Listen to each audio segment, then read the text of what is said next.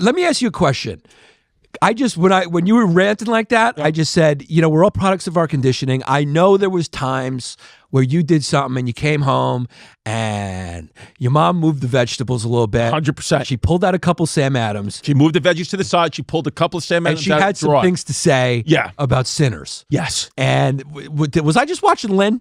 Yeah. Because after she fucking moved the veggies? Yeah, because sometimes what Lynn would just come home from a long day of work, she'd throw her high heel shoes off. She'd have a hole in her stockings, and her big toe would be coming out, and she'd be having an extra large Sutter Home White Zinfandel, and she'd start talking about my good for nothing father and the good for nothing people that she's got to work to pay for their fucking welfare. And so she would just say that because it was a hot August day around my birthday where she couldn't pick up my Carvel cake because the train was late because he's fucking good for nothing's on the train. So it's just what it is. And then she got to pay for the goddamn, her tax money's got to go pay for welfare. And then, in the divorce, your father's getting a piece of the house. And it's bullshit. Right, yeah. It's just what it is. Yeah, and she would move the veggies, she'd put the celery to the side and just blow off some steam.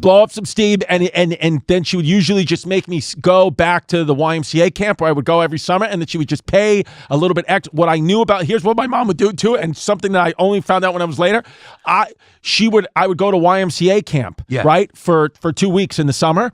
And I thought, and then they would pick me up. I'd go every day from 8 a.m. to 6 p.m. Yeah. And then they would pick me up at 6 p.m. because I thought my mom was just, working late and she could only get there at 6 p.m. But I didn't realize until I got older that she actually, when she took me to YMCA camp, she also was on a 2-week vacation.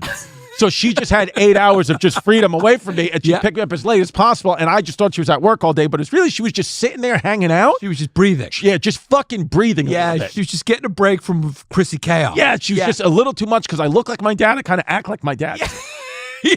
Yeah. So I think she was like, you know what? I need 2 weeks a year to not look at that. Yeah. At what point did she nickname you Disturbed?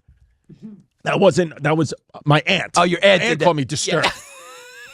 My aunt called me Disturbed, and that was probably around 13, 14 when they found my porn stash.